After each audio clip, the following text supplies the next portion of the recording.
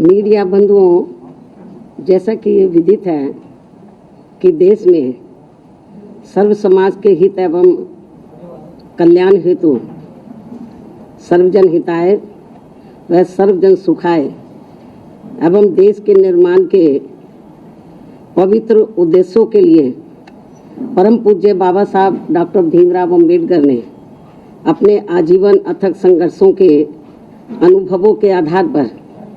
भारत को जो हर मामले में मानवतावादी बेहतरीन संविधान दिया है,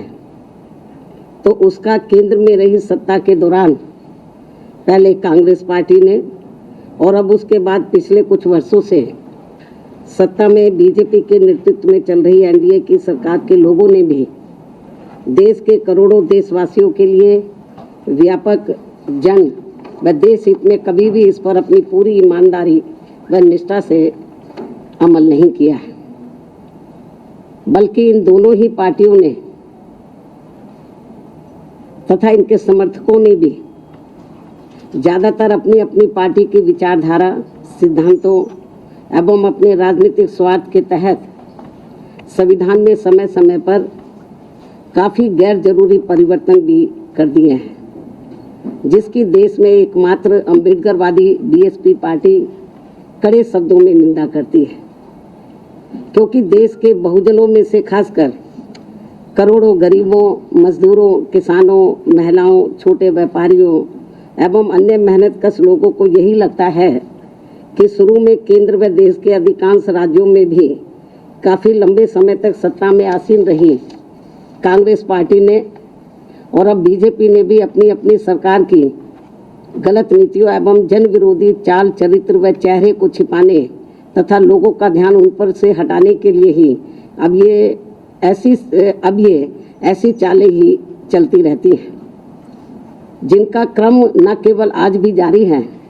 बल्कि इन मामलों में अक्सर कांग्रेस व बीजेपी ये दोनों पार्टियां अंदर अंदर एक होकर आपस में ही मिली रहती हैं और इनकी सभी अपनी गलत नीतियों एवं कार्यक्रम जनता पर जबरन थोपने व संविधान संशोधन आदि मामलों में ये दोनों पार्टियां दिल में कुछ और, जुबान पर कुछ और के दोहरे चरित्र वाली नीति अपनाकर अंदर अंदर एक हो जाती है।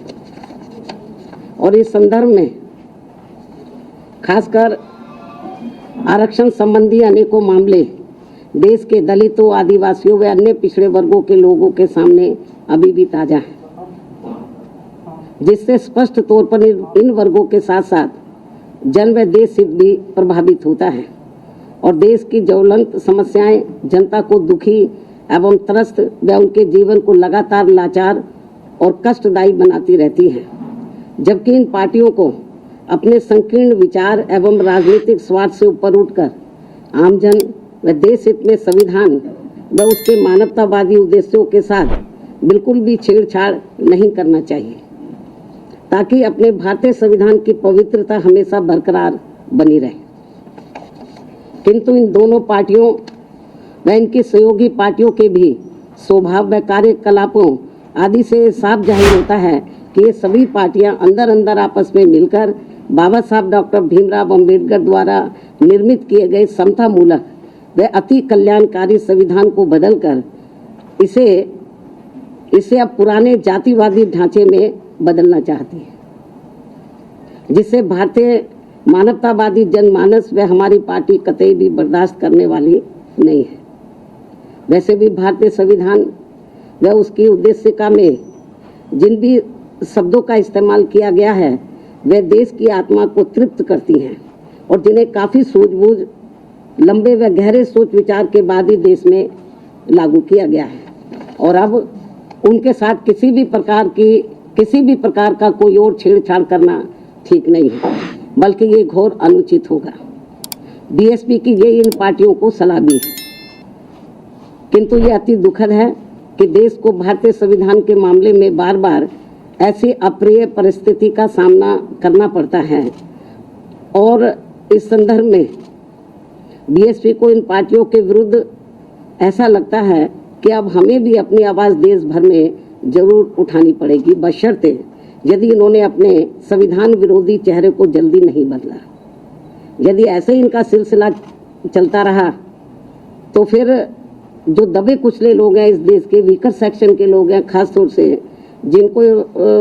भारतीय संविधान के तहत कुछ आगे बढ़ने का मौका मिला है, तो फिर उनको जरूर आगे आना होगा। इसके अलावा यहाँ मैं ये भी कहना चाहूँगी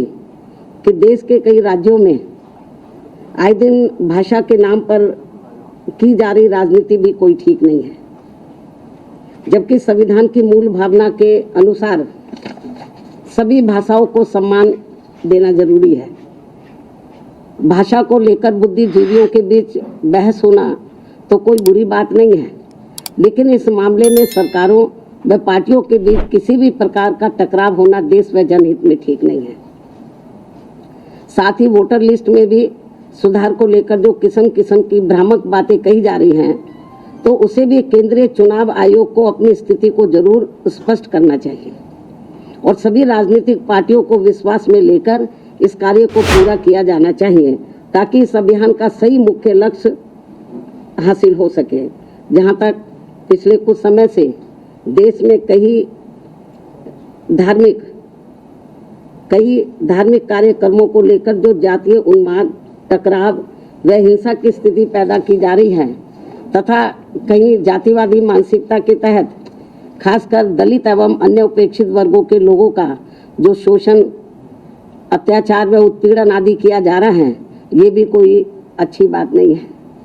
बल्कि अपने राजनीतिक स्वार्थ की पूर्ति के लिए आपसी भाईचारा बिगाड़ने वाली वास्तव में संविधान की सही मंशा के विरुद्ध ये कार्य होगा, तो इसे लोग बर्दाश्त नहीं करेंगे, जिससे सभी को बचना चाहिए। साथ ही बंगाल सहित पूरे देश में अब कहीं पर भी हमारी महिलाएं पूरे तौर से सुरक्षित नहीं हैं, ये भी बड़ी चिंता की बात है। इस मामले में भी केंद्र व सभी राज्य सरकारों को जरूर ध्यान देना चाहिए।